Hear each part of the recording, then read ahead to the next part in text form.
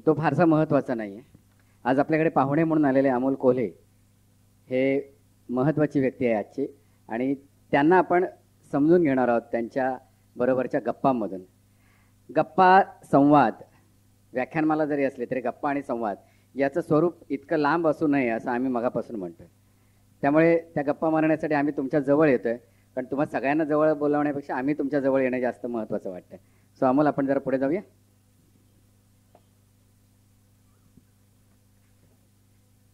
चालेल ना? नाही, असू देत ना. आम्ही फार कट होतोय वगैरे काय असं काही प्रॉब्लेम नाही ना? दिसतोय ना व्यवस्थित शेवटपर्यंत?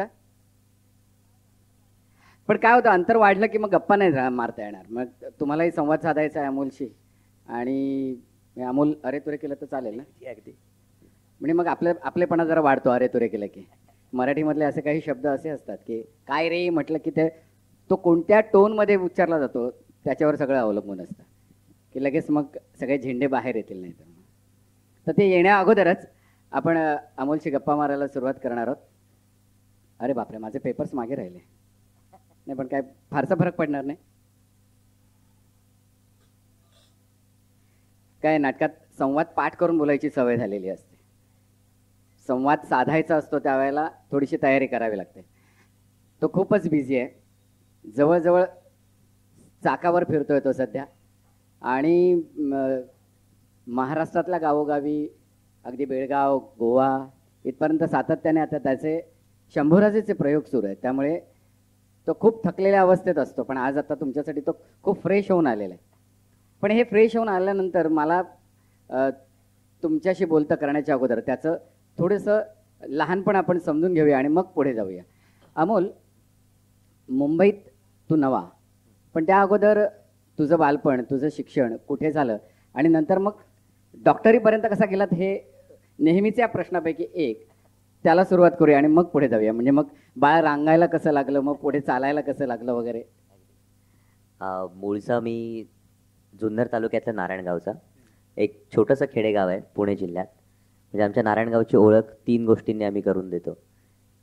जे थोडीफार लोककला जाणतात त्यांच्यासाठी आम्ही ती तमाशाची पंढरी म्हणून सांगतो. जे धार्मिक भाविक लोक असतात त्यांना ओझर या अष्टविनायकाच्या जवळचं गाव म्हणून सांगतो, आणि जे इतिहासप्रेमी असतात त्यांना शिवनेरीच्या पायथ्याजवळचं गाव.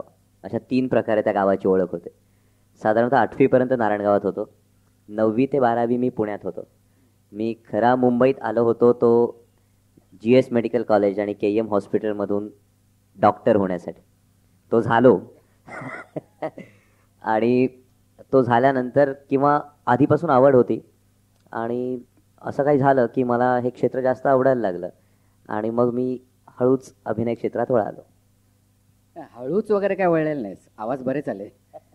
कारण काय झालं की म्हणजे ज्यावेळेला तू नारायणगावची जी ओळख करून देतोयस, तमाशासाठी प्रसिद्ध असलेलं किंवा ओझरचा गणपती, पण त्याच वेळेला शिवनेरीच्या पायथ्याशी असलेला, त्या शिवनेरीच्या पायथ्याशी असलेल्या ज्या गावामध्ये तुझा जन्म झाला त्या घराचं नाव काय? माझ्या घराचं नाव जिजाई आहे. आणि हे मला कळलेलं होतं, म्हणून मला तुझ्याकडून ऐकायचं होतं. या जिजाईच्या पोटी जन्माला आलेला हा अमोल पुढे मागे कधीतरी शिवाजीची भूमिका करेल आणि आपल्या हृदयात पुन्हा एकदा तो शिवाजी जागा करेल असं कोणालाही स्वप्नात वाटलं नसेल, पण त्या जिजाऊ नावाच्या बंगल्याला, त्या जागेला मात्र वाटलेलं होतं. म्हणून त्याच्या पूर्वजांनी त्या बंगल्याचं नाव जिजाई असं ठेवलेलं होतं.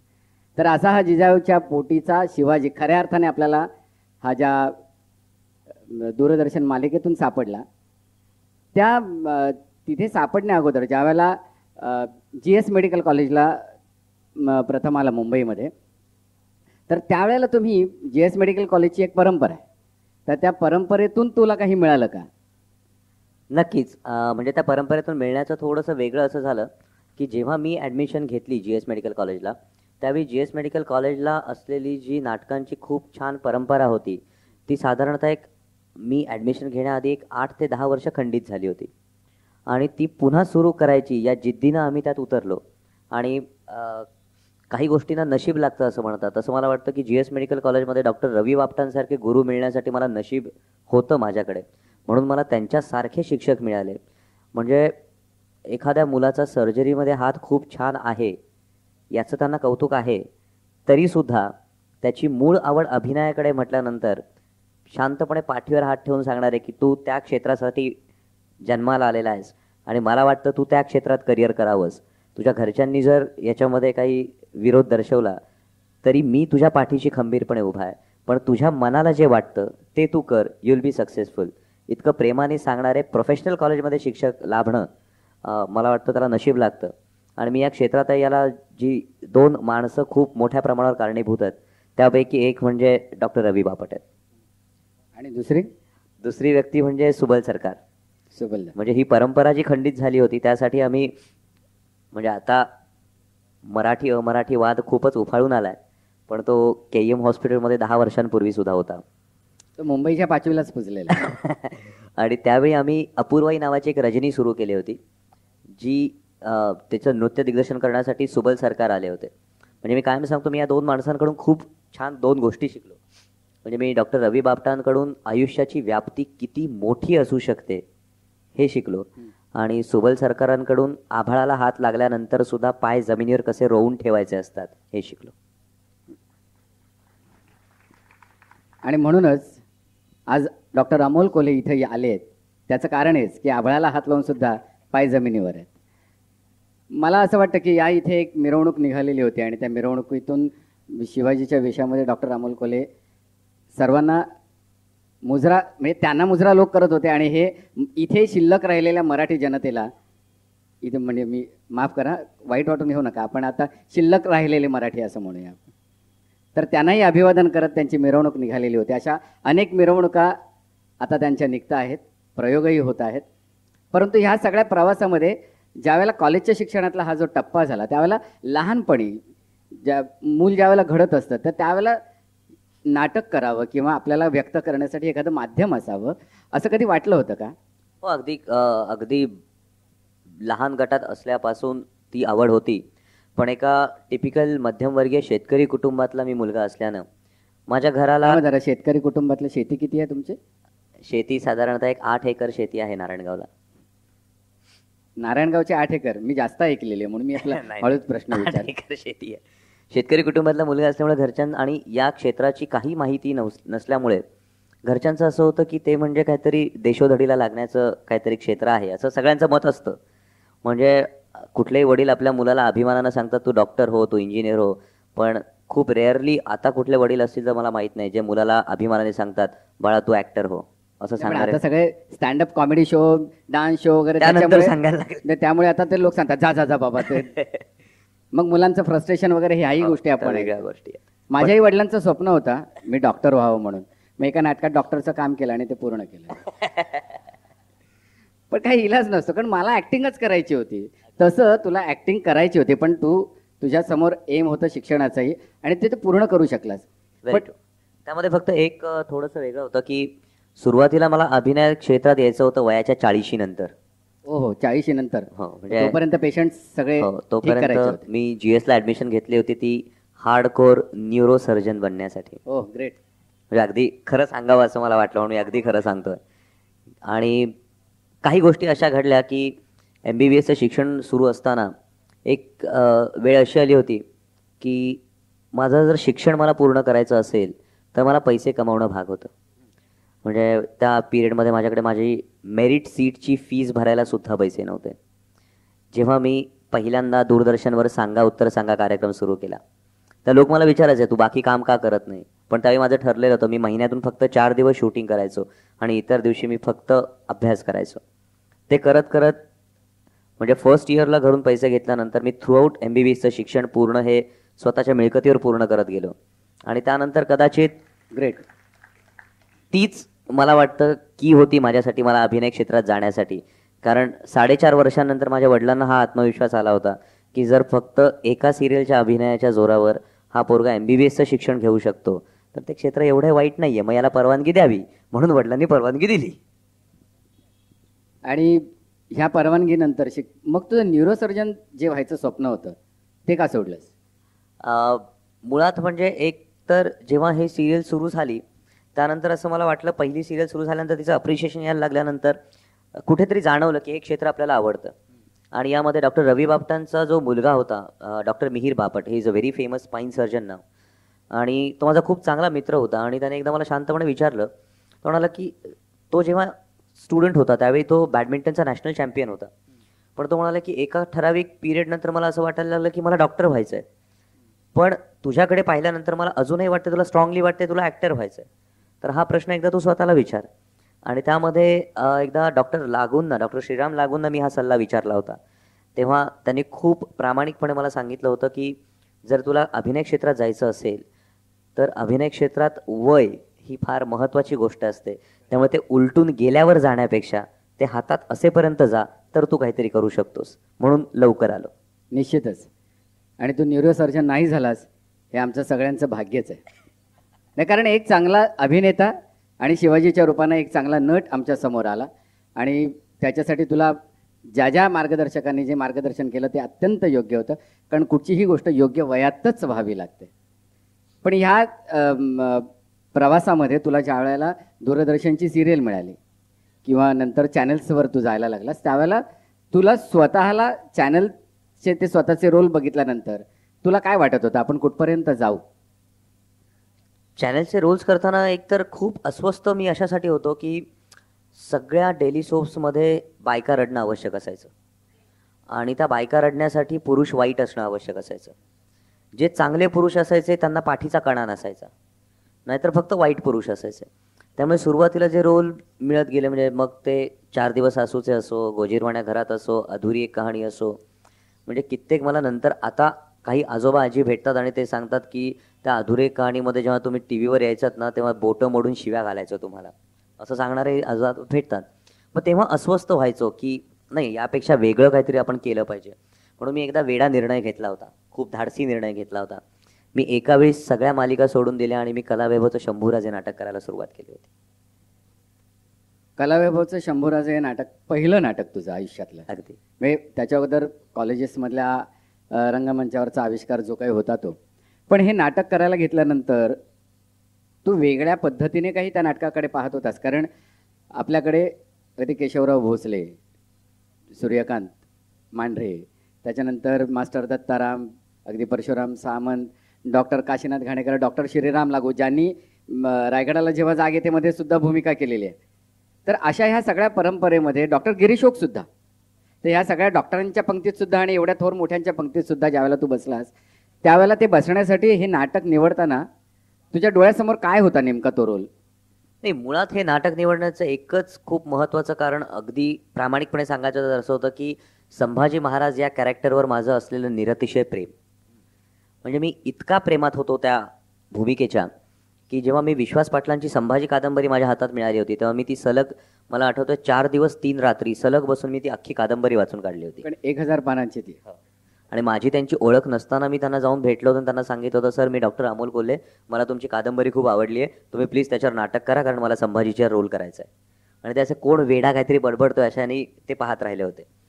आणि जेव्हा हे करायला घेतल्यानंतर मला हा सगळा इतिहास कळत गेला की हे याने केलं, हे याने केलं. म्हणजे अगदी प्रामाणिकपणे सांगतो, जेव्हा नितीन देसाईंनी मला राजा शिवछत्रपतीच्या भूमिकेसाठी विचारलं, त्याच्याकडे मी हळूहळू येणार आहे, कारण मला पहिल्यांदा नाटकाच्या भूमिकेसाठी काय तयारी झाली, मग पुढे कसे म्हणजे त्यासाठी जेव्हा मोहन काकांनी हे नाटक दिल्यानंतर मोहन तोंडवळकरांनी एक खूप मोठा प्रश्न सगळ्यांच्या मनात होता की आजच्या पिढीचा कोणी अभिनेता ऐतिहासिक भूमिका करू शकतो का.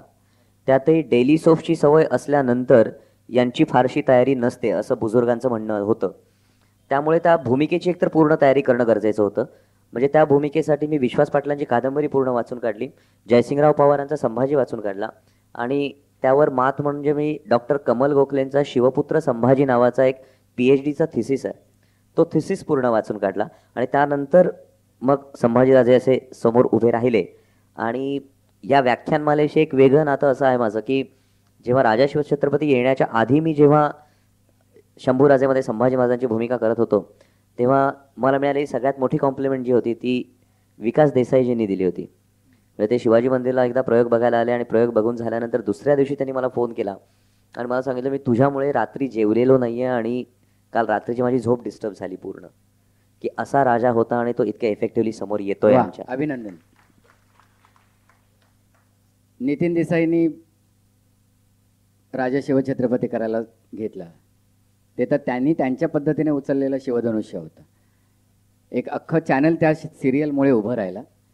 आणि आजही केवळ त्या सिरियलमुळे पुन्हा चॅनल टिकावं यासाठी पुन्हा ती रिपीटही सुरू झालेली आहे. पण मग ते तुझ्यापर्यंत कसे पोहोचले? कारण शंभूराजे नाटक त्यावेळेला चालू होतं. मुळात म्हणजे जेव्हा त्यांनी हा विचार केला त्यावेळी शंभूराजे सुरू होतं आणि त्याचे जे इतिहास संशोधक होते आमच्याकडे, देवदत्त कासार म्हणून, जे रेल्वेमध्ये असिस्टंट कमिशनर आहेत रेल्वे पोलीसचे, आणि त्यांनी शंभूराजे नाटक 4 वेळा वेगवेगळ्या थिएटरला येऊन पाहिलं होतं की नक्की थिएटरनुसार याचा परफॉर्मन्स बदलतो की काय. आणि त्यांनी ते पाहिल्यानंतर त्यांनी नितीन देसाईंना सांगितलं की तुमच्या यादीत जी मोठमोठी नावं आहेत ती सगळी नावं राहू द्या, पण तुम्ही एकदा ते नाटक जाऊन बघा, तुम्ही त्या मुलाला बघा आणि कदाचित तुमचं मत बदलेल. आणि तसं नितीन देसाईंनी येऊन प्रयोग पाहिला आणि त्यांचं मत बदललं.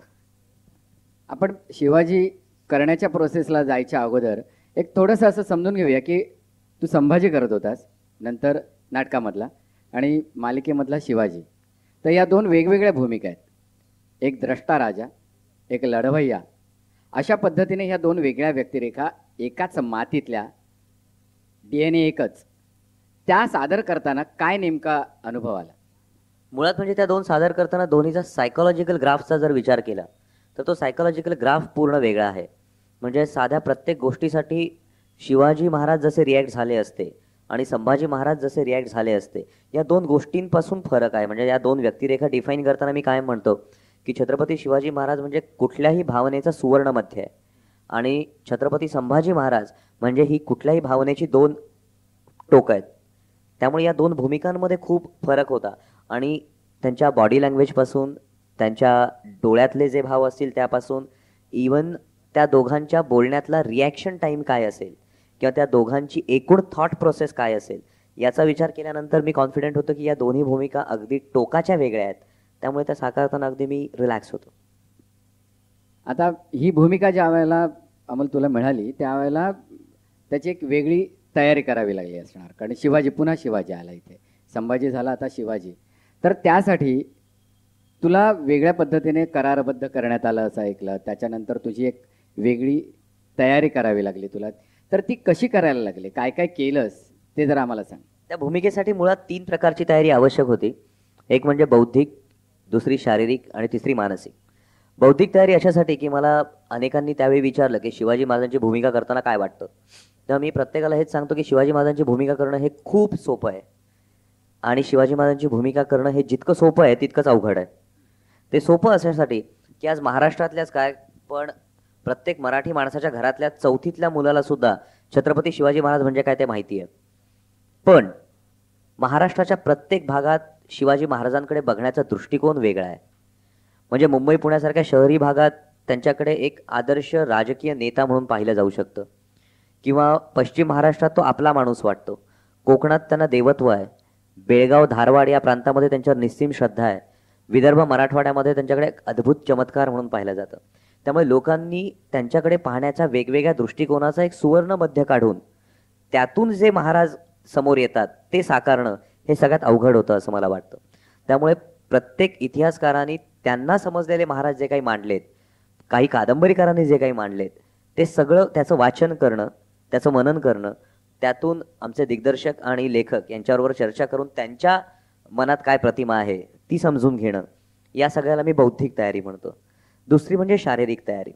ही मालिका करताना नितीन देसाईंच्या डोक्यात एक कल्पना होती आणि ती कल्पना सगळ्यांनी सुरुवातीला खरं तर वेड्यात काढली होती की पहिल्यांदा शिवाजी महाराजांना पोशाखातून बाहेर काढणार होते.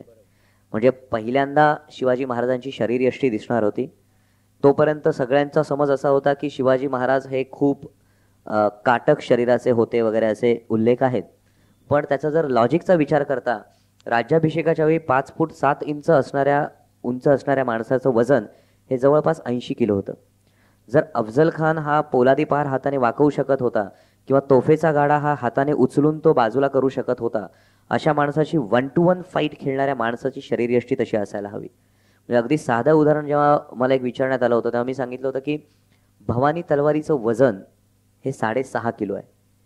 आज 6.5 किलोची तलवार हातात उचलून ती फिरवायची म्हटली तर 6.5 किलो सोडा, 2.5 किलोच्या तलवारीमध्ये 3ऱ्या मिनिटाला घामाच्या धारा लागतात.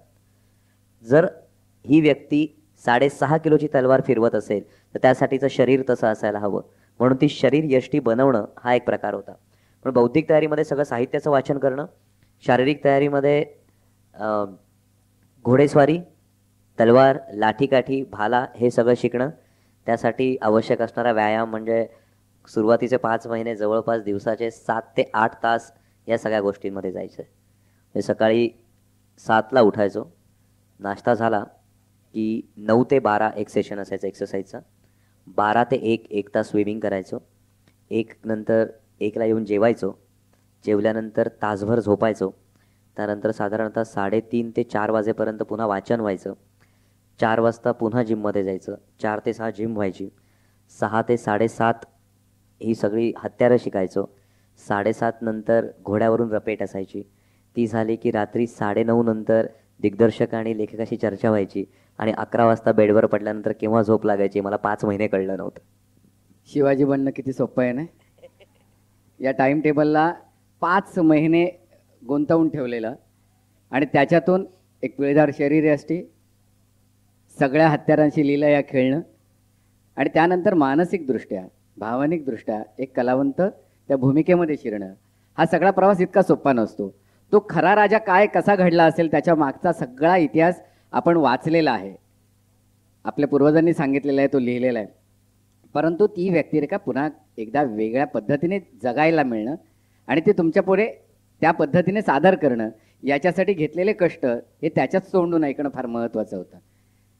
आता ह्या सगळ्या तयारीनंतर ज्या वेळेला शिवाजी पहिल्यांदा आपल्या समोर आला तो राज्याभिषेकाचा, आणि हा राज्याभिषेकाचा सोहळा सुरू झाल्यानंतर अमोल कोल्हेचे पोस्टर्स असे लालबागला लागले होते. लालबागच्या राजाच्या समोर त्याची जाहिरात मोठी मोठी झालेली, हा शिवाजी, हा शिवाजी, शिवाजी. आणि शिवाजीची एक वेगळी प्रतिमा पूर्णपणे पुसलं जाऊन अमोल कोल्हे म्हणजेच शिवाजी हे आपल्या डोळ्यासमोर आलं. आता ही प्रोसेस घडत असताना पहिला दिवस जो शूटिंगचा होता त्यावेळची भावना काय होती? पहिला दिवस खूपच वेगळा होता. कारण मी पहिला दिवस जो शूटिंगचा केला तो खरं तर शाहिस्ते खानाचा जो लाल महालातला प्रसंग होता तो माझा पहिला दिवस होता शूटिंगचा. त्या 2 तयाऱ्यांमध्ये एक तयारी जी सांगायची झाली ती मानसिक तयारी होती की 5 महिने मी युनिटसोबत आहे. 5 महिन्यात मी एकही दिवस शूटिंग करत नाही. त्यावेळी तुमच्यात असलेला अभिनेता जो अस्वस्थ होतो आणि ती अस्वस्थता झाकून शांत राहणं हा जो प्रकार असतो, ती आपोआप जी झाली ती मानसिक तयारी होती जी पुढे मला 1.5 वर्ष उपयोगाला आली. जो पहिला प्रसंग होता तो शाहिस्ते खानाचा होता. तोपर्यंत सगळ्यांच्या अपेक्षा होत्या, सगळीकडे जाहिरात झळकली होती आणि बहुतेक जणांनी तो पाहिला असेल कदाचित की गॅलरीतून धावताना जो एक प्रसंग होता, शाहिस्ते खान पुढे धावतो आणि शिवाजी महाराज मागे धावतात. आणि हिंदीतले खूप मोठे फाईट मास्टर रवी दिवाण ते साहस दृश्यांसाठी होते. पहिलाच दिवस 17 फुटांवर भोरच्या राजवाड्यातली गॅलरीच्या बाहेर आलेली एक 4 इंचाची फळी, त्या 4 इंचाच्या फळीवरून मला धावायचं होतं. 17 फूट उंचीवर, खाली गाद्या होत्या, मागे हार्नेस होता. आयुष्यात कधीही स्टंट केलेला नव्हता त्याच्या आधी. बरं, हे सगळं करताना सगळ्यात मोठी भीती ही होती की जर मी पहिल्याच शॉटला नाही म्हटलो तर पुढची अख्खी सिरियल कशी करणार, आणि जर मी पहिल्या शॉटला पडलो तर काय होणार. आणि त्या 4 इंचाच्या फळीवरून एकदा चालून बघितलं तेव्हा कळलं की त्या 4 इंचापैकी जो 1 इंच बाहेरचा तुकडा होता that was a joint through out, आणि शेवटी 3 इंच हातात होते. खांब अर्धा इंच आत आलेले होते. म्हणजे साधारणतः 2.5 इंच जागा फक्त माझ्याकडे धावायला होती त्या पूर्ण फळीवरून. आणि आधी एकदा चालून पाहिल्यानंतर मी कम्फर्टेबल होतो. मी रवीजींना म्हटलं, हा रवीजी करते शॉट.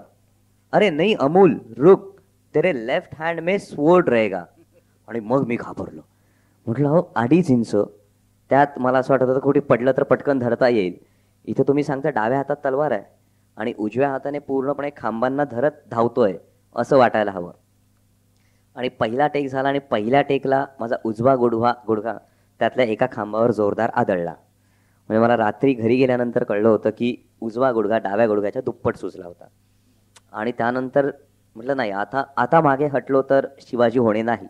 कदाचित महाराज सांगत असतील की माझी भूमिका करणं एवढं सोपं नाही. शिवाजी महाराजांना गुडघे रोग झालेला होता. तर त्याची सुरुवात त्या रोलनेच करून दिलेली होती. तर हे सोपं नाही, हे तू नीट सांभाळ. आणि तो पहिला शॉट झाला आणि पहिल्या शॉटला रवी दिवाणांसारखा प्रख्यात साहस दृश्य करणारा माणूस भोरच्या वाड्याच्या मध्यावर आला आणि त्याने टाळ्या वाजवून अभिनंदन केलं होतं. आणि तिथे सगळ्यांची खात्री पटली होती, हा मुलगा आता शिवाजी करू शकतो. त्यामुळे तो पहिला दिवस तसा हे होता. त्यानंतर वेगवेगळी साहस दृश्य झाली घोड्यावरचे वगैरे, जे आम्ही पाहतही होतो.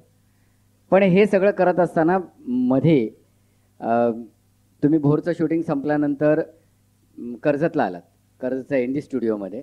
मग पुढचा सगळा मुक्काम एन डी स्टुडिओमध्येच झालेला होता.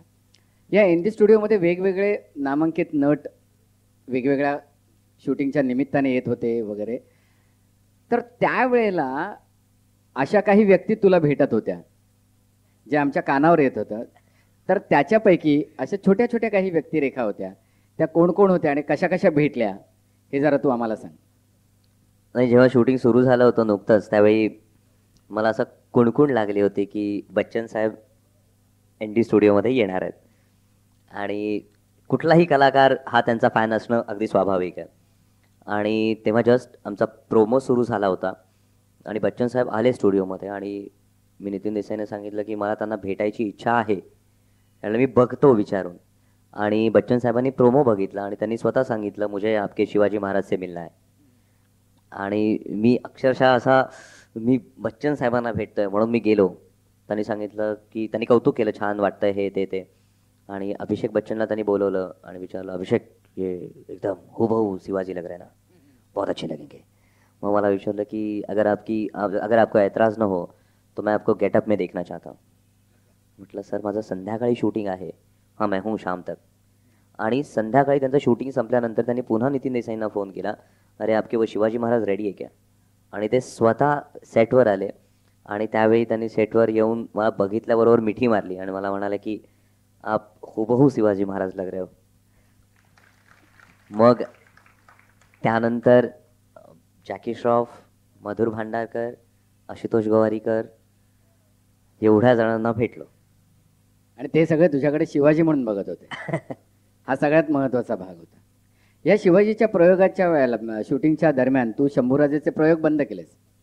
आमच्याकडे नाटक बंद करणं ही एक शिक्षा असते आणि नटालाही शिक्षा असते, प्रोड्युसरलाही असते आणि प्रेक्षकांनाही असते. एक चांगलं चाललेलं नाटक, पण त्यावेळेला तू हे नाटक का बंद करायला लावलंस? नाही, मुळात असं होतं की नितीन देसाईंना शिवाजी म्हणून मला आणताना आधीची असलेली पूर्ण इमेज पुसणं हा त्यांचा एक विचार होता की तोपर्यंत अमोल कोल्हे गायब झाला, अमोल कोल्हेने पुन्हा प्रॅक्टिस सुरू केली, इथपर्यंत सगळ्या वावड्या उठल्या होत्या की आता त्याने हॉस्पिटल सुरू केलं आहे आणि आता तो अभिनय क्षेत्राला त्याने रामराम ठोकलाय वगैरे वगैरे वगैरे. आणि जवळपास 4 महिने हे प्रेक्षक पूर्णपणे मला विसरून जायला हवेत असं त्यांचं एक गणित होतं, व्यावसायिक गणित होतं ते कदाचित. कारण तसं व्यावसायिक गणित आमिर खानच्या बाबतीत खूप यशस्वी होतं म्हटल्यानंतर सगळे तसं करतात. आणि त्यामुळे मुळात म्हणजे एक असलेली इमेज पुसून टाकून नव्याने तो उभं करणं हे अत्यंत काळाची गरज असते. ऍक्टरसाठी ते जास्त महत्वाचं असतं. आणि नाटक बंद करताना फक्त एक होतं की मी मोहन काकांना सांगितलं होतं, राजा शिवछत्रपतीचं जे काही होईल ते होईल. म्हणजे ती मालिका कदाचित सुपरहिट होईल किंवा इथून मागे जो इतिहास होता की प्रत्येक मालिका अर्ध्यावर बंद पडते महाराजांवरची, म्हणजे महाराजांच्या वरची, आणि तो शापच होता, तो शाप होता. आणि तसं जरी झालं तरी मी पुन्हा येऊन शंभूराजे सुरू करीन आणि हे सांगून मी नाटक सोडलं होतं आणि तसंच मी पुन्हा सुरू केलंय. आणि हे नाटक पुन्हा सुरू केलं, शिवाजीचा संभाजी पुन्हा झाला आणि आता ते नाटक अतिशय जोरात चाललेलं आहे. ते नाटक आता जवळजवळ म्हणजे पुन्हा सुरू केल्यानंतर 61 प्रयोग झाले, त्यातले मुंबई बाहेरच जास्तीत जास्त प्रयोग झालेत आणि ते सगळे हाऊसफुल झालेले आहेत. या हाऊसफुल प्रयोगाच्या याच्यामध्ये नटाला एक नशा येते आणि जे आवश्यक असते, प्रेक्षक स्वतःला समोर बघणं आणि पडद्यावरून बघणं याच्यामध्ये खूप फरक असतो. तर आता तुला काय वाटतं प्रेक्षकांच्या समोर शंभूराजे सादर करत असताना? मुळात पुन्हा शंभूराजे सुरू करणं यामागे खरं तर माझी व्यावसायिक खेळी होती. ती खेळी अशी होती की राजा शिवछत्रपती झाल्यानंतर प्रत्येकाचं म्हणणं असं होतं की काही उदाहरणं आहेत की मोठ्या भूमिका केल्यानंतर ती त्यातच अडकून राहिली, त्यामुळे आता हा अडकला, आता हा बाकी काही करू शकत नाही, असं अनेकांचं मत होतं. आणि मला त्यावेळी असं वाटलं की आता नवीन काही करताना मध्ये एक बफर रोल येणं गरजेचं होतं. आणि यासाठी माझ्यातल्या अभिनेत्याला सगळ्यात मोठं चॅलेंज होतं जर मी संभाजी महाराजांची भूमिका करू शकलो तर. कारण राजा शिवछत्रपतीमध्ये शिवाजी महाराजांची भूमिका स्वीकारल्यानंतर जर लगेच प्रेक्षकांनी दुसऱ्या दिवशी सुरू करत असलेल्या संभाजीराजांची भूमिका स्वीकारली तर मला वाटत होतं ते माझ्यातल्या अभिनेत्याला आव्हान आहे. आणि जर ती स्वीकारली गेली तर राजा शिवछत्रपती ने जी एक चौकट माझ्या भोवती निर्माण केली, ती चौकट तोडून मी बाहेर येऊ शकतो. आणि म्हणून ते नाटक सुरू केलं. आणि त्या नाटकाला आता जो प्रतिसाद मिळतोय, म्हणजे आता त्या नाटकाविषयी नाटक पाहिल्यानंतर जेव्हा मी बोलतो, तेव्हा मला प्रेक्षक प्रामाणिकपणे सांगतात की डॉक्टर, तुम्ही शिवाजी महाराजांची भूमिका उत्तम केलीत, पण तुमचं मनापासून प्रेम संभाजीराजांवर आहे हे तुमचं नाटक पाहिल्यावर आम्हाला कळतं. आता ह्या नाटकाच्या संदर्भात आता तू वेगवेगळ्या ठिकाणी प्रयोग करायला जातोस, तर त्यातले येणारे अनुभव, कारण आता लोक वेगळ्या पद्धतीने वेगळ्या दृष्टीने बघतात.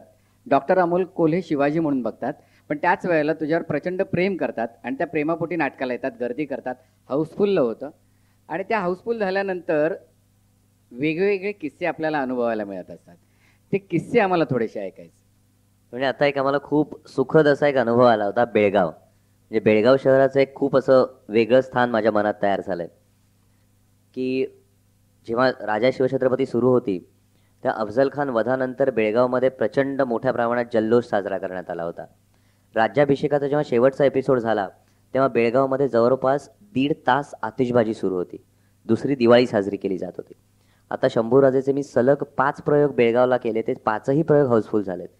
म्हणजे अक्षरशः शेवटच्या दिवशी जेव्हा प्रयोगाचा जो शेवटचा दिवस असतो, त्यावेळी बेळगावात नाटकाचं तिकीट दुप्पट रेटने ब्लॅकने विकलं जातं.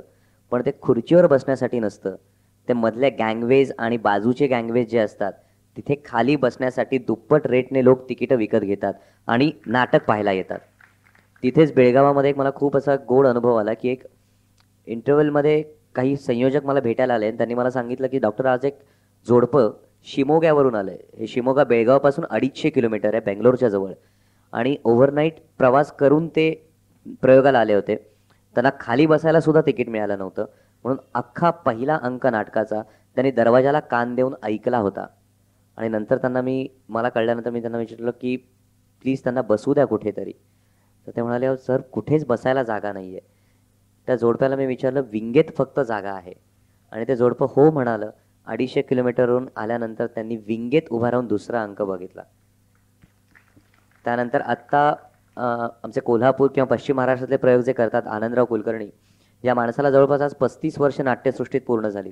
त्याची त्यांनी मला एक खूप गोड अनुभव सांगितला. ते म्हणाले की 35 वर्षात पहिल्यांदा कोल्हापूर जिल्ह्यामध्ये गारगोटी नावाचे गाव आहे. तुम्हाला माहिती आहे की नाही मला माहीत नाही. त्या गारगोटी जवळचं एक अतिशय छोटंसं खेडेगाव आहे. त्या खेडेगावातल्या एका शेतकऱ्याने मला 400 रुपयांची मनी ऑर्डर पाठवली आणि सोबत 2 ओळींचं पत्र लिहिलं, अमुक अमुक तारखेला शंभूराजेचा प्रयोग कोल्हापुरात होणार आहे, माझ्यासाठी 2 तिकीटं राखीव ठेवावीत. ते म्हणाले, मनी ऑर्डरनी नाटकाचं बुकिंग माझ्या 35-40 वर्षाच्या करिअरमध्ये पहिल्यांदा मी केलं. किंवा पणजीला आत्ता मी गेल्या महिन्यात प्रयोग केला, त्यावेळी एक 34 वर्षाचा इसम माझ्याकडे आला. ते आयोजक आमचे घेऊन आले. त्या माणसाने मला सांगितलं की सर, प्रयोग हाऊसफुल आहे याची मला कल्पना आहे, पण माझा फक्त एवढाच प्रॉब्लेम आहे की माझ्या दोन्ही किडनीज फेल आहेत. मी डायलिसिसवर आहे आणि डॉक्टरांनी शेवटचा कॉल दिलेला आहे.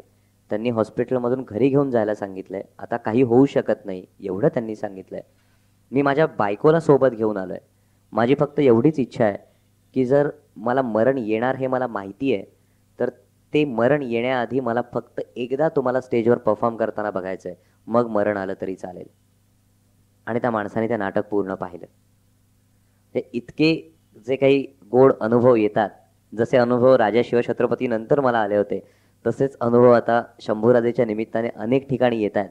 आणि सगळ्या संयोजकांचा एक खूप छान आमचा एक अनुभव असा आहे की जो तरुण वर्ग कधी नाट्यगृहात आला नसता, तो तरुण वर्ग मॅटिनीचे शोज सोडून शंभूराजे बघायला येतोय, इंटरव्हलमध्ये त्याच्यावर चर्चा करतोय आणि नाटक संपल्यानंतर आम्हाला येऊन सांगतोय की थँक्यू, तुमच्यामुळे आम्हाला संभाजी महाराज कळले.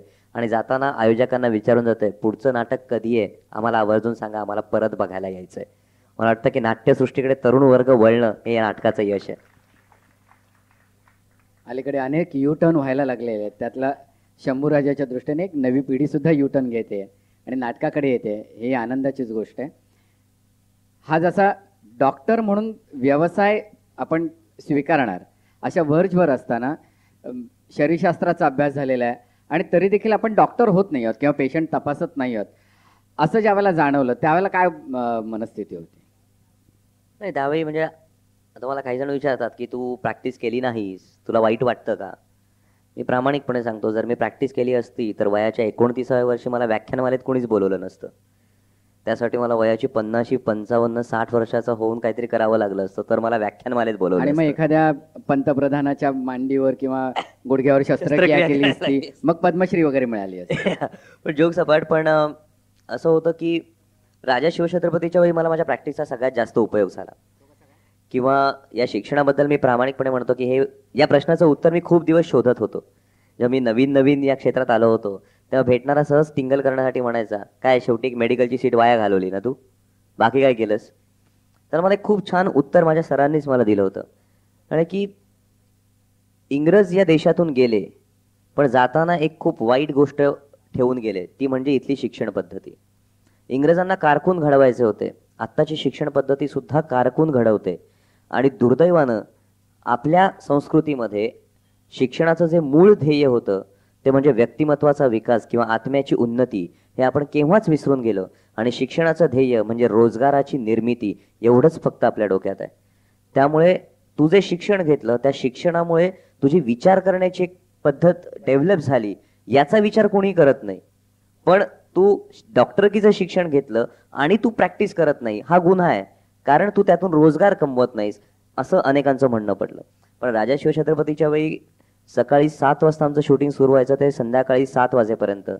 सकाळी 7 ते संध्याकाळी 7 मी ॲक्टर असायचो आणि संध्याकाळी 7 नंतर दुसऱ्या दिवशी सकाळी 7 वाजेपर्यंत मी डॉक्टर असायचो. कारण 150 लोकांचं युनिट कर्जतमध्ये राहत होतं. गुड. त्यानिमित्ताने त्याचा एक वेगळा फायदा युनिटला झाला. आता ह्या डॉक्टरी पेशामधले आपले जे सहकलाकार आहेत, डॉक्टर गिरीश ओक आहेत, डॉक्टर लागू आहेत, तर त्यांची भेट झाल्यानंतर या सगळ्या यशानंतर त्यांचं काय म्हणणं होतं? नाही, एक तर त्यांना खूप आवडतं आणि मुळात म्हणजे ही जी सगळी माणसं आहेत यांची मला सुरुवातीच्या काळात खूप मदत झाली आहे. कारण सुरुवातीच्या काळात एक खूप प्रचंड डायलिमा होता, तो म्हणजे मध्यमवर्गीय कुटुंबामध्ये भव्य दिव्य या शब्दापेक्षा स्थैर्य या शब्दाला फार महत्त्व असतं. आणि ते स्थैर्य बाजूला टाकून भव्य दिव्य शब्दाकडे कुठेतरी धावत राहायचं, हे माझ्या आधी 15 वर्ष, 20 वर्ष, 25 वर्ष त्या लोकांनी केलं होतं. त्यामुळे त्यावेळची मानसिक स्थिती जी समजून घ्यायची होती ती त्यांनी खूप समजून घेतली. आणि आता त्यांच्याकडून जी कौतुकाची थाप मिळते ती कायमच खूप अशी आणखी आत्मविश्वास वाढवणारी असते. मी प्रेक्षकांच्याकडे माईक देणार आहे थोड्या वेळानंतर, कारण त्यांच्या मनातले काही प्रश्न असतात. व्याख्याता असं नाही, डॉक्टर अमोल कोल्हेंसाठी. तर त्याच्या अगोदर मी काही प्रश्न विचारू इच्छितो अजून, की हा सगळा प्रवास चालू असताना तुला तुझे ब्लॉग्स आहेत त्याच्यावर काही अपडेट केले जातात किंवा काही माहिती पुरवली जाते, तर त्याच्यामध्ये जुन्नर भूषण असा तुला गावच्या लोकांनी, जो आवश्यक असतो की आपलं कौतुक आपल्याच मातीतल्या लोकांनी करणं आणि त्याचा अभिमान वाटणं, तर तो स्वीकारताना तुझे आई वडील आणि एकंदरीत तुझ्या सगळ्या घरच्या मंडळींच्या रिॲक्शन्स आणि त्यांना काय वाटलं आणि त्यावेळेला त्यांच्या चेहऱ्यावरचा आनंद बघून तुला काय वाटलं? मी प्रामाणिकपणे सांगतो मी की हा प्रश्न खरा खूप अडचणीचा असतो. कारण याच्यामध्ये आईवडिलांनी जर त्यावेळी सपोर्ट केला नसता तर मी या क्षेत्रात येणंच शक्य नव्हतं. आणि MBBS झालेला थ्रूआउट डिस्टिंक्शन असलेला मुलगा अचानक अभिनय क्षेत्रात जातो म्हटल्यानंतर त्या वडिलांना त्यावेळी किती टेन्शन असेल ते मला आता कळू शकतं. की तरीसुद्धा त्यांनी त्यावेळी खूप भरभक्कम पाठिंबा दिला होता की तू जा, तुला करायचं आहे ना त्यात करिअर, तू जा, त्यानंतर आपण बघू. आणि जेव्हा मी राजा शिवछत्रपतीमध्ये जे जे अनुभव आले ते सांगत होतो, आणि एका आजींनी मला फोन केला आणि त्यांनी मला एक प्रश्न विचारला होता, त्या प्रश्नाचं उत्तर मी अजूनही शोधतोय. ते म्हणाले की अख्खा महाराष्ट्र ज्यांना शिवाजी महाराज म्हणून बघतो, जे भेटावेत, जे आपल्याशी बोलावेत असं त्यांना वाटतं, हा अमोल जेव्हा नारायणगावला त्याच्या आईच्या मांडीवर डोकं ठेवून झोपतो तेव्हा त्या आईला काय वाटत असेल? मला अजून त्या प्रश्नाचं उत्तर नाही मिळालं.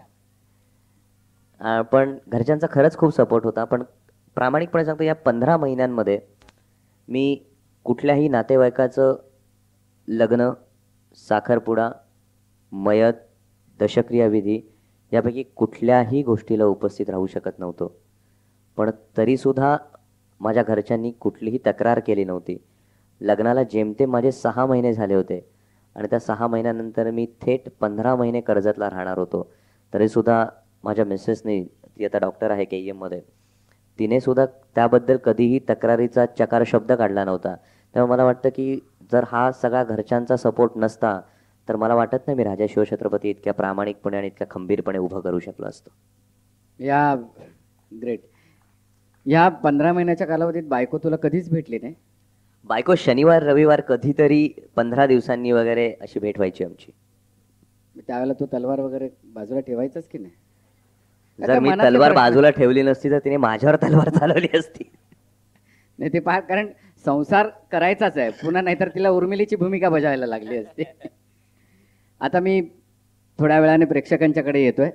त्या अगोदर असा एक किस्सा घडलेला मी ऐकला अमोल, की आमच्याकडे म्हणजे आपण सगळे मराठी आहोत, नाटकावर प्रेम करणारी माणसं आहोत, पण आम्हाला जरा नाटक चालायला लागलं की जरा माज यायला लागतो आणि असं बऱ्याचदा होतंही. मग त्याला प्रेक्षकांचीही किंमत राहत नाही, कुठच्या तरी एका वेगळ्या नशेमध्ये असतो. तसं अमोलच्या बाबतीत झालेलं नाही, पण दौरे सुरू आहेत, हाऊसफुल प्रयोग चालू आहे आणि अशा याच्यामध्ये एक नट जरा वाहवत चालला होता. त्यावेळेला तर अमोलच्याकडून ऐकूया तो किस्सा, की त्याने केलेली शिक्षा आणि जी आवश्यक आहे, जी त्याने केलेली शिक्षा, की ज्याच्याबद्दल मला त्याचा अभिमान वाटला. पण तो किस्सा आपण त्याच्याकडूनच ऐकूया. म्हणजे नाव सांगणार नाही मी कलाकाराचं. नाही, नाव नको सांगू, पण ते मराठीतले कलाकार कसे असतात हे पण सगळ्यांना एक माहीत असतं. दुर्दैव असं झालं की शंभूराजे पुन्हा सुरू झालं, पुन्हा हाऊसफुलचे बोर्ड लागायला लागले. म्हणजे गोव्यातलं मडगाव सारखं थिएटर की जे झाल्यापासून कधी हाऊसफुल झालं नव्हतं असं त्यांचं म्हणणं होतं, ते सुद्धा हाऊसफुल झालं. गेल्या 8-10 वर्षात जे ॲडव्हान्स बुकिंगला शोज हाऊसफुल होत नव्हते ते सगळे शोज तसे हाऊसफुल व्हायला लागले. आणि आमच्यातला एक खूप महत्त्वाची भूमिका करणाऱ्या एका अभिनेत्याने थोड्याशा प्रॉब्लेम्समुळे, काही नियम शंभूराजेमध्ये बंधनकारक आहेत, त्यामध्ये म्हणजे दुपारी मद्यपान करण्यासाठी बंदी वगैरे अशी आहे जी काही जणांना जाचक वाटते, त्यावरून त्यांनी भरपूर प्रॉब्लेम्स क्रिएट केले. आदल्या दिवशी समज दिल्यानंतर सुद्धा दुसऱ्या दिवशी आम्ही मडगावमध्ये होतो गोव्यात. संध्याकाळी 7 वाजता फोंड्याला प्रयोग होता आणि दुपारी 4 वाजता त्या अभिनेत्याने मला येऊन सांगितलं की मी आजपासून तुमचं नाटक नाही करू शकत. म्हटलं ठीक आहे, हरकत नाही. नाही, तुम्ही जर रिक्वेस्ट करत असाल तर मी एवढा दौरा तुमच्यासाठी करू शकतो. म्हटलं मी रिक्वेस्ट का करावी, काही कारण आहे का त्यामध्ये? जर मी सांगतो दुपारी दारू पिऊ नका तर ही माझी चूक आहे का? तुम्ही जी भूमिका साकारताय त्या भूमिकेला अनुसरून तुम्ही वागा, ही माझी चूक आहे का?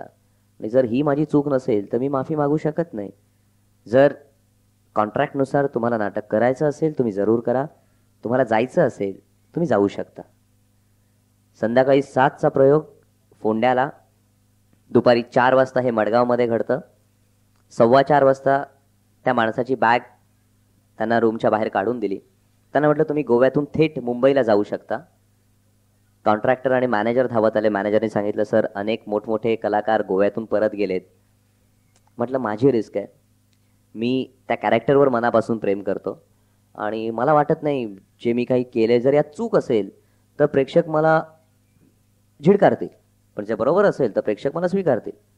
आपण बघूयात.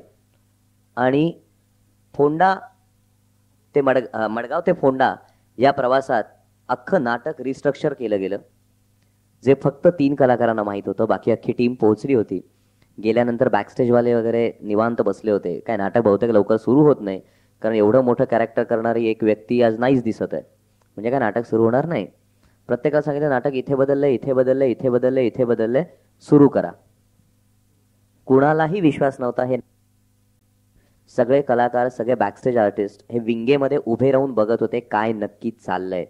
आणि ते झाल्यानंतर एक माणूस आमच्या टीममधून बाहेर निघून गेला होता, पण त्या माणसाच्या जाण्याने अख्खी टीम इतकी घट्ट बांधली गेली होती की पुढचा प्रत्येक प्रयोग ती कमतरता कुठेही जाणवणार नाही अशा पद्धतीने आम्ही सादर करतो. आणि आदल्या 10 दिवसांपूर्वी जिथे प्रयोग केलेला आहे तिथेच हा नवा प्रयोग केल्यानंतर प्रेक्षक येऊन सांगतात हा नवा प्रयोग खूप छान आहे.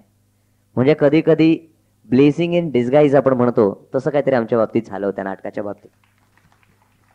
आणि हे घडू शकतं केवळ सजग रंगकर्मी आणि हुशार माणूस हे सगळं घडवू शकतो. आणि हे सगळे गुण डॉक्टर अमोल कोल्हे यांच्याकडे आहेत. आणि आज अमोल आपल्याबरोबर संवाद साधण्यासाठी इथं आला. मी प्रेक्षकांच्याकडे आता माईक देतो आणि मग आभाराचं बोलतो. प्रेक्षकांना काही प्रश्न विचारायचे असतील तर आपण मुद्दाम म्हणून तुमच्या इतक्या जवळ आलेलो.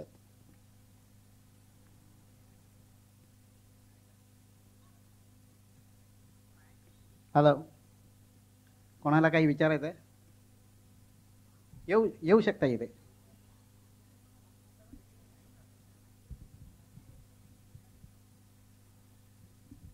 सर, तुमची भूमिका खूप छान होती. सगळ्यात Thank you. चांगली गोष्ट म्हणजे माझी मुलगी दुसरीला आहे आणि तिने इतकी छानपणे ती कार्यक्रम बघितला, मला इतकं आवडायचं की अरे वा, आपली मुलगी बघते, कार्टून सोडून बघते म्हणून जास्त आवडायचं. दुसरं म्हणजे मृणाल कुलकर्णी मला खूप आवडते. का मी पण पुण्याची आणि ती पण पुण्याची. मी खूप वेळा तिला बघितलंय बाकीच्या कार्यक्रमामध्ये. तिच्याबद्दल म्हणजे जिजाऊ आणि शिवाजीचं कॅरेक्टर, त्याच्याबद्दल आम्हाला काही किस्से सांगितले तर नक्की आवडेल. नाही, अगदी. कारण हे मात्र वाईट असतं, ती पण पुण्याची मी पण पुण्याची. आमच्या खेडेगावातल्या कलाकारांची पंचायत करता ना तुम्ही. नाही, पण मृणालताईला एक वरदान लाभलेलं आहे की तिचं वय कधीच दिसत नाही. त्यामुळे जिजाऊंच्या भूमिकेत तिला स्वीकारताना एक माझा होमवर्क मी खूप छान केला होता की आम्ही भोरमध्ये शूटिंग करत असताना त्यांचा मुलगा त्यांना भेटायला यायचा आणि मी फक्त बाजूला उभं राहून हे फक्त निहाळत बसायचो की हे मायलेक एकमेकांशी कसे बोलतात आणि मृणालताई कशा रिॲक्ट होतात. आणि त्यावरून मी माझ्या जागा शिकून घेतल्या होत्या की जेव्हा मी शिवाजी म्हणून त्यांच्यासमोर उभा राहीन त्यावेळी काय असेल. पण एक कलाकार म्हणून तर प्रचंड गोड आहेत. म्हणजे 2 कलाकारांचा मला खूप फायदा झाला शिवाजी साकारताना. 2 सहकलाकार, त्यामधले एक म्हणजे मृणालताई आणि दुसरे म्हणजे अविनाश नारकर. म्हणजे एका दिवशी जेव्हा माझं शूटिंग सुरू होणार होतं तेव्हा पहाटे 5 वाजेपर्यंत जो बंगला मला राहायला दिला होता तिथे आम्ही जागे राहून शिवाजी राजांचा आवाज काय असेल याच्यावर आम्ही विचार करत होतो. म्हणजे त्यातल्या इतक्या बारीक सारीक गोष्टींवर चर्चा किंवा अभ्यास झालेला आहे की शिवाजी राजे जेव्हा आऊसाहेब म्हणून हाक मारतील ती आऊसाहेब हाक कशी असेल, तो शिवाजी राजांचा जगदंब कसा असेल, या सगळ्या गोष्टी आम्ही रात्री बसून डिस्कस केलेल्या आहेत. आणि मृणालताई मला वाटतं की प्रोफेशनल ॲक्टर म्हणून त्यांनी मला खूप ट्रेन केलं. त्यांनी मला खूप छान शिकवलं, खूप समजावून सांगितलं. आणि त्यामुळे अनेक ठिकाणी मला असा प्रत्यय आला की जेव्हा तुमच्या दोघांचे सीन व्हायचे तेव्हा खरोखर मायलेक बोलतायत असं आम्हाला वाटायचं. अशी अनेक ठिकाणी आम्हाला प्रतिक्रिया आली.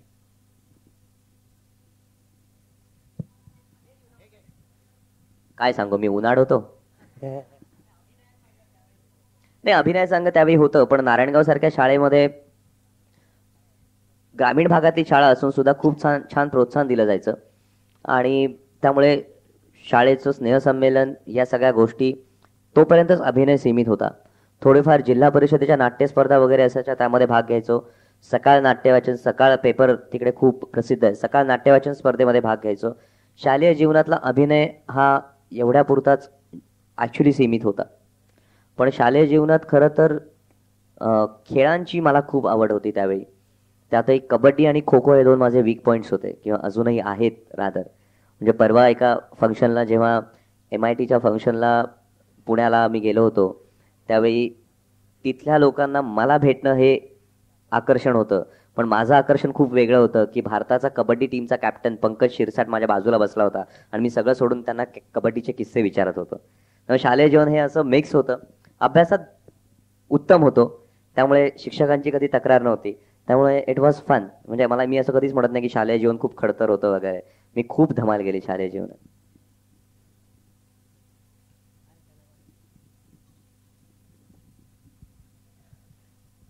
शिवाजी महाराजांची खडतर भूमिका करताना आपल्याला डॉक्टरकीचा कसा उपयोग झाला हे थोडक्यात सांगावं. मुळात म्हणजे कुठलंही शिक्षण तुम्हाला एखाद्या गोष्टीचा विचार करायला खूप वेगळी पद्धत तुमच्यामध्ये डेव्हलप करते असं मला वाटतं. की मग तुमचं शिक्षण कोणत्या शाखेचं आहे किंवा तुमचं शिक्षण कशा प्रकारचं आहे त्यावर तुमची विचार करण्याची पद्धत डेव्हलप होते. जेव्हा शिवाजीराजांची भूमिका करायची होती तेव्हा मुळात त्यासाठी 3 गोष्टीच्या गरजेच्या होत्या. मी जशी सांगितली की बौद्धिक, मानसिक, शारीरिक तयारी. मला असं वाटतं मी जर डॉक्टर नसतो तर कदाचित स्टेप वाईज रिझनिंग करण्याची जी माझी पद्धत आहे ती कदाचित डेव्हलप झाली नसती. ही विचार करण्याची एक पद्धत होती. दुसरी म्हणजे शिवाजी महाराजांची प्रत्येक प्रसंगाच्या वेळी सायकोलॉजी काय असेल. म्हणजे मला अनेक जण विचारतात की अफजल खानाला मारताना तुम्हाला काय वाटलं. पण प्रामाणिकपणे सांगतो, अफजल खानाचा प्रसंग जेव्हा मला वाटतो तेव्हा मला अमोल कोल्हे म्हणून मला असं वाटतं की अफजल खानाने महाराजांची डाव्या बगलेत मान दाबली आणि त्यानंतर महाराजांनी वार केला, यावर अमोल कोल्हेचा विश्वास नाही. अमोल कोल्हे हेच म्हणतो की शिवाजी महाराज अफजल खानाच्या गोटात त्याला मारण्यासाठीच गेले होते, त्यांनी एवढा वेळ लावला असेल असं मला वाटत नाही. किंवा शाहिस्ते खानाच्या वेळी मला अनेकांनी विचारलं की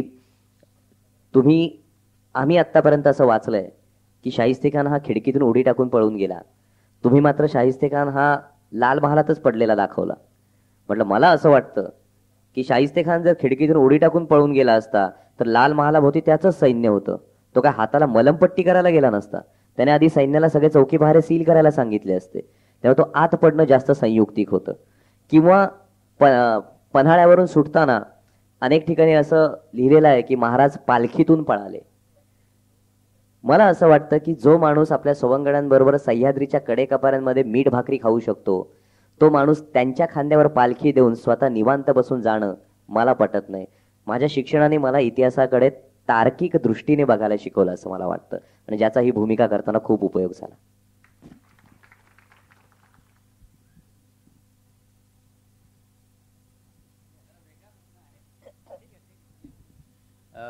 तुमच्या डॉक्टरकीच्या त्या दिवसांमध्ये मी कालच इथं बालतज्ञांचं इथं सध्या जे अतिशय वाईट अवस्था आहे लहान मुलं किंवा विद्यार्थी, तर रॅगिंग हा प्रकाराबद्दल काही योग्य अयोग्य किंवा काय असेल तुम्ही काय फेस केलं असेल तर फार महत्त्वाचा आहे हा विषय.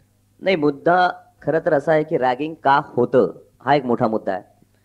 आणि रॅगिंग होताना एक तुम्हाला एक गोष्ट कायम दिसते की ज्याप्रमाणे शिक्षण घेणाऱ्या विद्यार्थ्यांची बुद्धिमत्ता जशी असते त्यानुसार रॅगिंगची सिव्हिरिटी वाढत किंवा कमी होत असते.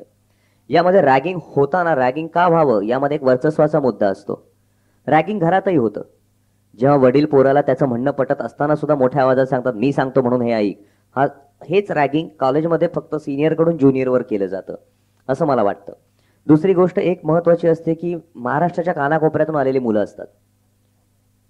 माझ्या शाळेत मी टॉपर असतो, माझ्या कॉलेजमध्ये मी टॉपर असतो, मला माझे सगळे शिक्षक ओळखत असतात, मला माझे सगळे विद्यार्थी ओळखत असतात, कारण मी 97% मार्क मिळवणारा विद्यार्थी असतो. जेव्हा मी GS मेडिकल कॉलेजमध्ये येतो, KM हॉस्पिटलमध्ये येतो, तेव्हा माझ्या बाजूला सगळेच 97% मिळवलेले मार्क असतात. त्यामुळे माझी ओळख कुठेतरी निर्माण होताना मला खूप त्रास होतो. आणि ती ओळख कशी निर्माण करायची यातून काही लोकांनी शोधलेली भ्याड पळवाट म्हणजे रॅगिंग असते, की कुठेतरी आता मला मोठं म्हण. इथून एक रॅगिंगचा जन्म होऊ शकतो. दुसरी गोष्ट, त्या गोष्टीकडे तुम्ही कशा प्रकारे पाहता हे खूप गरजेचं असतं.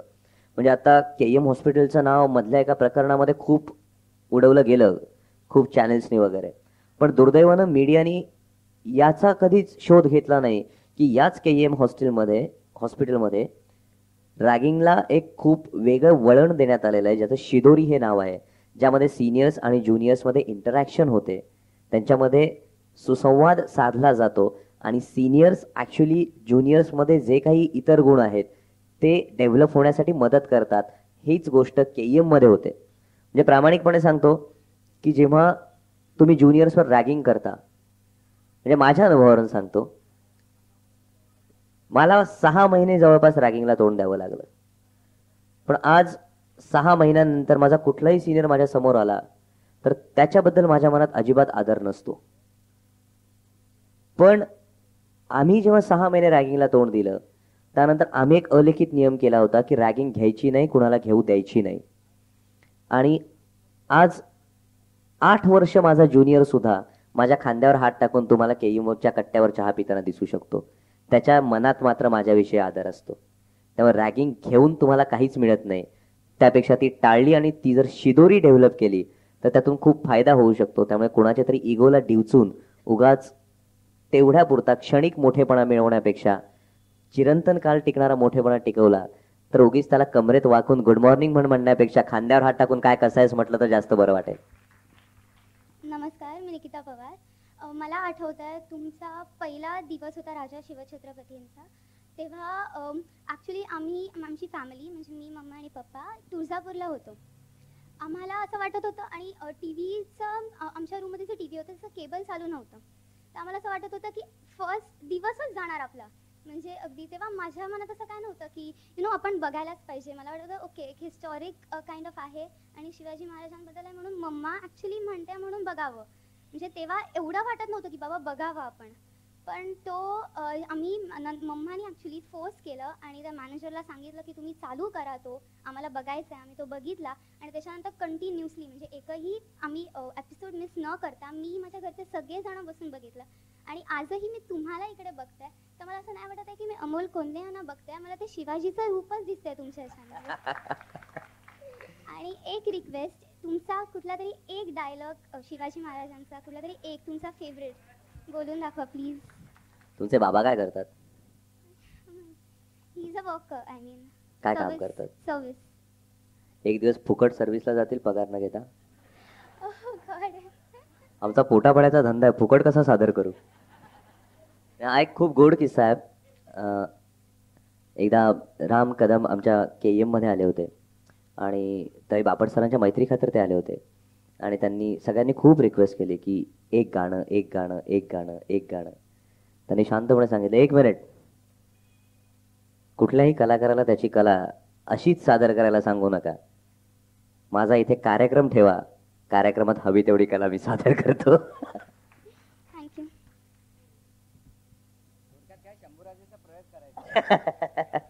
नाही, शंभूराजेचा जेव्हा प्रयोग असेल तर तिकीट काढून बघायला या, त्यावेळी भरपूर डायलॉग्स ऐकवेन. नमस्कार. तुम्ही शिवाजी राजांची भूमिका करताना खूप अभ्यास केलात आणि ती सादर केलीत. शिवाजी महाराज हे आपल्याला लहानपणापासून शाळेपासून इयत्ता 2री 3री 4थीपासून शिकवले जातात. तुम्ही अभ्यास केलेला शिवाजी आणि आत्ता मुलांसमोर जो शाळेच्या अभ्यासातून येणारा शिवाजी हा खरोखरच तसा शिवाजी आहे की अतिरंजित किंवा काही वेगळा असा तुम्हाला वाटतो? म्हणजे मुलांसमोर येणारा लहानपणी येणारा शिवाजी हा बरोबर शिवाजी आहे का, असं तुमचं मत आहे का? मला असं वाटतं की सगळ्यांसमोर येणारा शिवाजी हा बरोबरच आहे, फक्त त्याच्याकडे बघण्याचा जो दृष्टिकोन शिकवला जातो त्याच्यामध्ये कुठेतरी बदल होण्याची गरज आहे.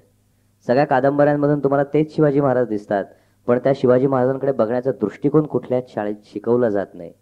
शिवाजी महाराजांनी शाहिस्तेखानाची बोटं छाटली, शाहिस्तेखान रयतेवर अत्याचार करत होता म्हणून शाहिस्तेखानाची बोटं छाटली, पण त्यामध्ये बऱ्याच बिटवीन द लाईन्स आहेत ज्या कधी शाळेत शिकवल्या जात नाही. शिवाजी महाराज आग्र्याला भेटीला गेले ही शिवाजी महाराजांची चूक होती असं अनेकांना आजही वाटतं, पण ते नक्की भेटीला का गेले असतील त्याची कारण मीमांसा कधी होत नाही. इतिहास हा दुर्दैवानं अनेक शाळांमध्ये फक्त एक स्कोरिंगचा विषय म्हणून शिकवला जातो किंवा टाइमपासचा विषय म्हणून अभ्यासला जातो. त्या इतिहासाकडे बघण्याचा दृष्टिकोन जर शाळांनी शिकवायला सुरुवात केली तर मागे मुंबईच्या एका शाळेत घडलेला किस्सा घडला नसता. एका 5वीतल्या मुलाने राजा शिवछत्रपती बघून झाल्यानंतर त्याला 4थीत इतिहास शिकवणाऱ्या बाईंना जाऊन सांगितलं, बाई सॉरी, पण गेल्या वर्षी तुम्ही सगळा चुकीचा इतिहास शिकवला, आता आम्हाला खरा इतिहास दिसतोय. मी सचिन सोनी, HDFC बँकेत काम करतो. तुमचा राजा शिवछत्रपती जेव्हा सिरियल चालू असायची तेव्हा मला शिफ्ट ड्युटी नसल्यामुळे कधी कधी ते 8:30च्या टायमिंगला मिळायचं नाही. तर रिपीट टेलिकास्ट सकाळी पण मिळायचं नाही. मी रात्री जवळजवळ कधी 1-1.5 वाजता जे मध्ये कधी ते लागायचं तेव्हा मी अलाराम लावून जागून ती एपिसोड बघायचो. तर त्या संदर्भात आता तुम्ही उल्लेख केला होता की इतिहासाबद्दल, शाळेत शिकवणाऱ्या इतिहासाबद्दल, त्याच्याबद्दल मला प्रश्न विचारतो. आता तुम्ही म्हणालात की शिवाजीराजे दिल्लीला जेव्हा औरंगजेबाच्या भेटीला गेले ती राजकीय चूक होती असं काही जणांचं मत आहे. पण मला असा एक प्रश्न विचार, सध्या सगळीकडे आपल्या समाजामध्ये म्हणतात की महाराष्ट्रातल्या राजकीय नेत्यांना कणा नाही, सन्मान नाही.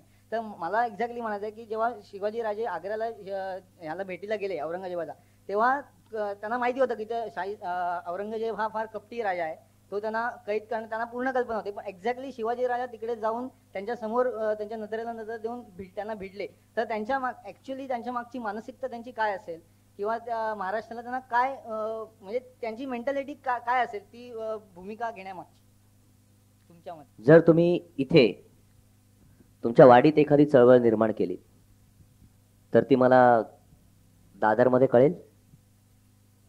नाही कळणार.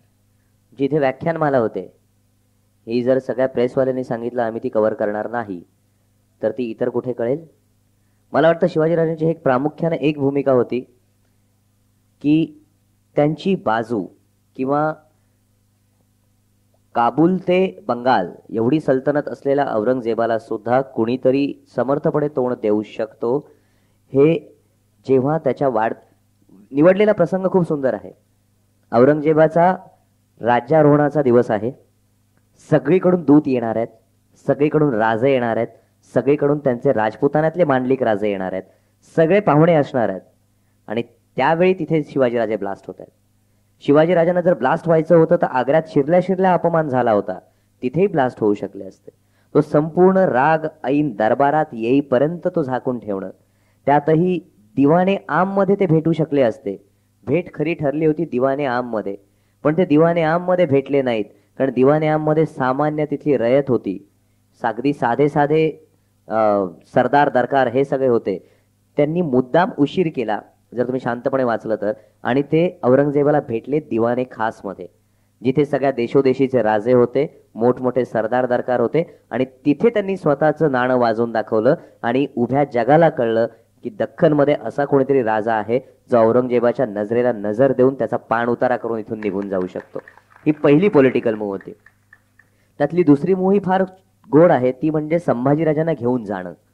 तहाच्या कलमांमध्ये संभाजीराजांनी दख्खनला येणं, आपलं दिल्लीला येणं हे तहाच्या कलमांमध्ये आढळत नाही.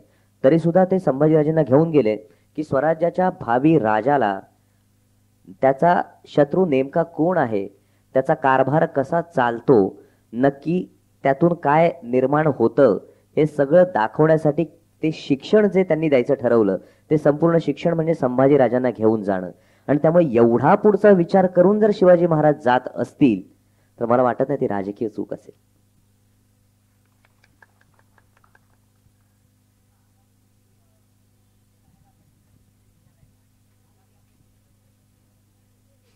नक्कीच. आत्ताच एक मराठी सिनेमाचं शूटिंग पूर्ण झालंय, आघात नावाचं.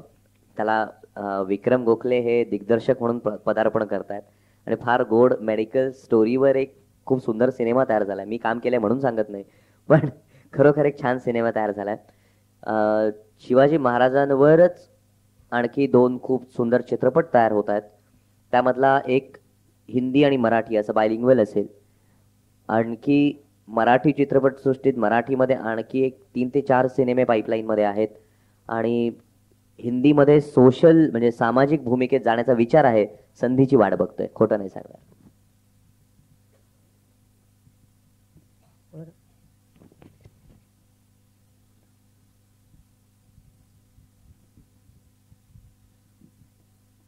आपण आतापर्यंत जे सगळं बोललात त्याच्यात खूप प्रामाणिकपणा, आत्मविश्वास या सगळ्या गोष्टी फार चांगल्या जाणवल्या. त्या पवारांनी जे तुम्हाला सांगितलं की एक 4 ओळींचा करून दाखवा, बरोबर आहे. त्याच्यामध्ये मला फक्त एवढंच म्हणायचं आहे, असे आम्ही शिक्षक आहोत की जे काही वेळा रविवारी जर जाऊन पिरियड घेतात त्याचे पैसे मिळत नाहीत, त्यामुळे करायला काही हरकत नाही, हे आपण पूर्ण मान्य करू. आणि त्याचा अनुभव कदाचित तुम्हाला आलेला असेल. आणि दुसरं एक मला असं विचारायचं आहे की तुम्ही आत्ता जो सगळं तुमचं बघितलं त्याच्यामध्ये खूप अभ्यास तुमचा झालेला आहे, पण एक गोष्ट जाणवते, तुम्ही अभ्यास केला आहे डॉक्टरीचा आणि तुम्ही अभिनय क्षेत्रामध्ये उतरलेला आहात.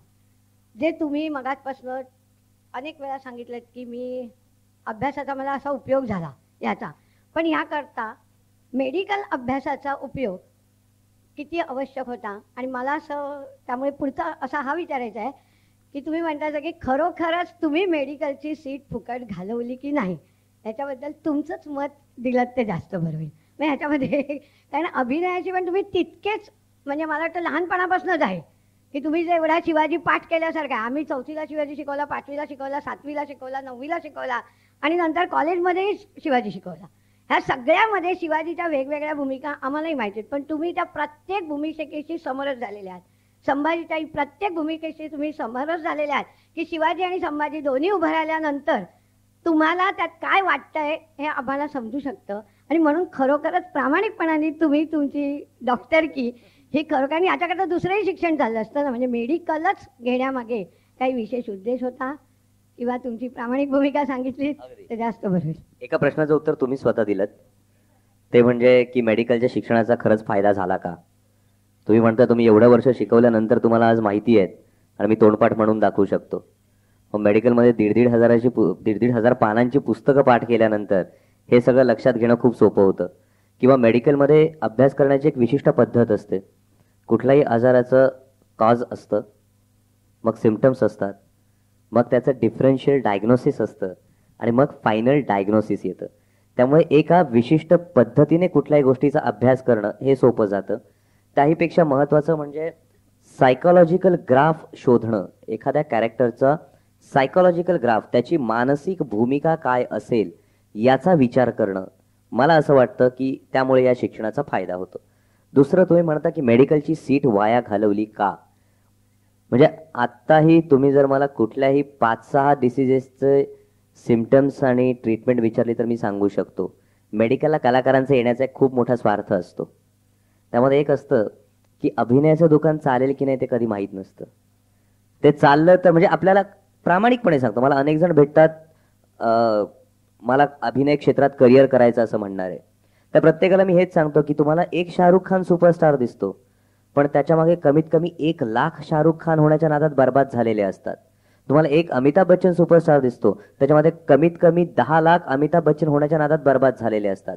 त्यामुळे आधी कुठलंही ग्रॅज्युएशन करा.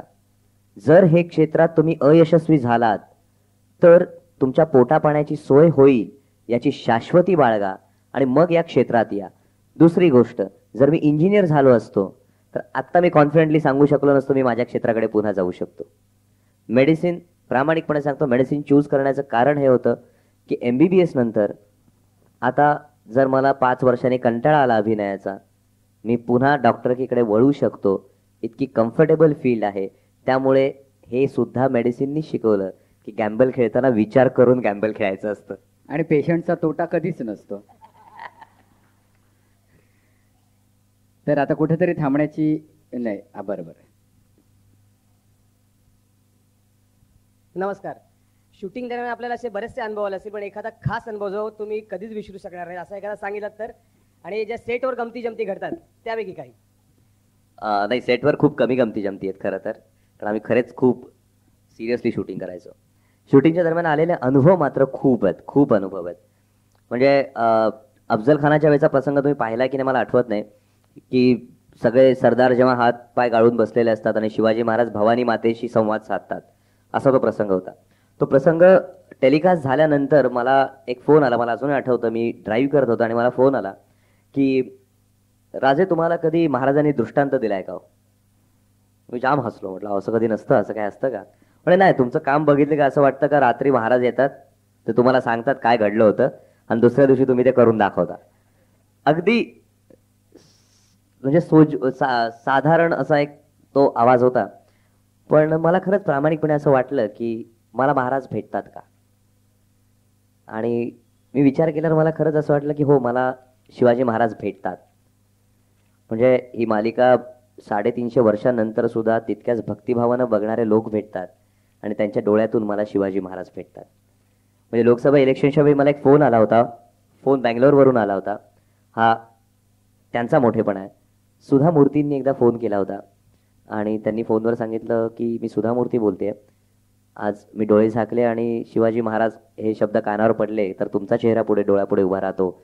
मला तुमच्या आईचा फोन नंबर हवा आहे, मला त्यांना फोन करून त्यांना धन्यवाद द्यायचे. हा फोन झाल्यानंतर 2 तासांनी मला लातूर जिल्ह्यातल्या एका खेड्यातून फोन आला. पलीकडे 82 वर्षाच्या आजी होत्या. त्यांना बोलता येत नव्हतं. त्यांना म्हटलं हां बोला आई. त्यानंतर 1.5 मिनिट फक्त रडण्याचा आवाज होता आणि त्यानंतर त्यांनी सांगितलं बाळा, डोळं मिटायच्या आधी फक्त एकदा तुला डोळं भरून बघायचे रे. मला पुन्हा एकदा महाराज भेटले होते.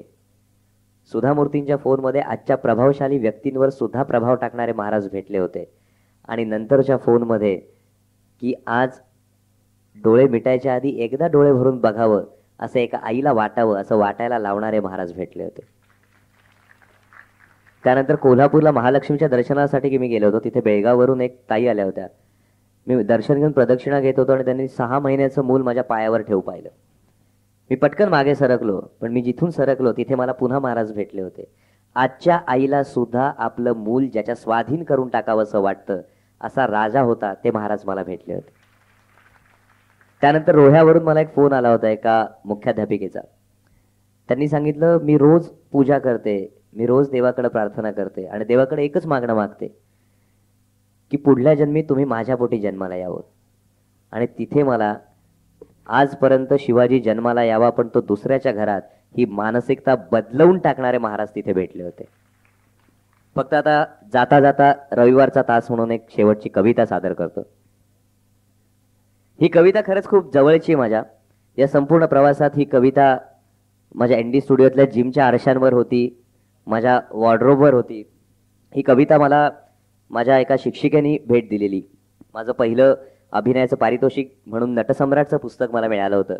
त्या पुस्तकावर ही कविता त्यांनी मला लिहून दिली होती.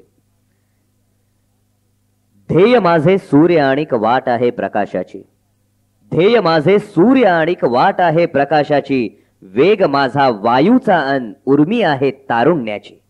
उदासीनता अन नैराश्य तर केव्हाच मागे टाकले, उत्साह अन चैतन्य आता सोबती माझे जाहले. मार्गात माझ्या येईल जो संपलाच तो पाहिजे, मग काळ आला जरी तेव्हा मागे नाही हटायचे. वाटेवर प्रगतीच्या या काळोख कोठेच नाही, संपली प्रतीक्षा आता मार्ग माझा दूर नाही, मार्ग माझा दूर नाही. धन्यवाद.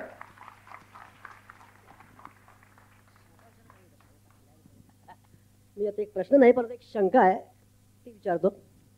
शंका अशी आहे की आपण सर्वजण नाटक वेड्या नाटक तर बघतो, सिनेमाही बघतो. या ठिकाणी 2 दिग्गज अभिनेते आहेत, त्यातले हे वयाने ज्येष्ठ आहेत. मला 54-55 वर्ष आज वय असेल. नाही आणि नाही, मला पुढचा त्याच्यावर संदर्भ आहे म्हणून म्हटलं. आणि आता यांनी मगाशी खरं म्हटलं तर सगळं नट्या असतात तर न वय लपवतात, परंतु मी मगाशी उल्लेख केला की 29 वर्षाचा साधारण वय आहे. दोघांनाही चष्मा आहे. जेव्हा आपण नाटकामध्ये विशेषतः भूमिका करतो तेव्हा जे इतर जे सामान्य कॅरेक्टर असतं तेव्हा आपला चष्म्याचा तसा म्हणजे लावू शकतो किंवा काही करू शकतो. पण जेव्हा संभाजीची भूमिका वगैरे करतो त्या काळात चष्मा वगैरे हा प्रकार नव्हता. तर 3 तास सतत किंवा 2-2.5 तास सतत चष्म्याशिवाय एक सवय झालेली असते माणसाला, आणि असं वावरताना काही वेगळं बाकीचा संबंध गेटअप असतो. अशा वेळेला काही त्रास होतो का किंवा कसं काय? नाही, तो अगदी साधी गोष्ट. यांना अभ्यास केल्यामुळे लागलेला आहे, मला वयामुळे लागलेला आहे. हा सगळ्यात महत्वाचा फरक आहे. आणि मग वयामुळे लागलेला असतो त्याला काय पर्यायच नसतो. नाही, त्रास होतो, माणसं स्पष्ट दिसत नाहीत एवढाच. यांचा अनुभव महत्वाचा. तुमचा चष्म्याचा नंबर किती त्यावर सगळं अवलंबून असतं. जर चष्म्याचा नंबर जास्त असेल, दिसू शकत नसेल, काही जण लेन्सेस वापरण्याचा पर्याय निवडू शकतात. जर माझ्यासारखा फक्त -0.75 असेल तर चष्मा काढला तरी फारसा काही फरक पडत नाही. त्यामुळे त्याने काही फार मोठा त्रास होतो अशातला भाग नाही. कोण आभार प्रदर्शन वगैरे आहे का? हा, मग वेगळे औपचारिकपणा नको म्हणून तर ते सगळे सोडून आम्ही पुढे आलो आणि गप्पा मारण्यासाठी इथं बसलो. खूप वेगळा आनंद डॉक्टर अमोल कोल्हेने दिला, मलाही तो मिळाला, तुमच्याबरोबर शेअर करता आला.